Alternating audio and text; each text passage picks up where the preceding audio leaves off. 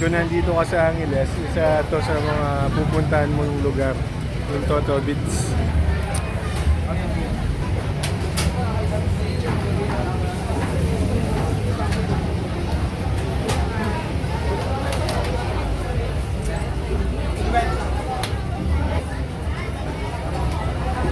Sarap.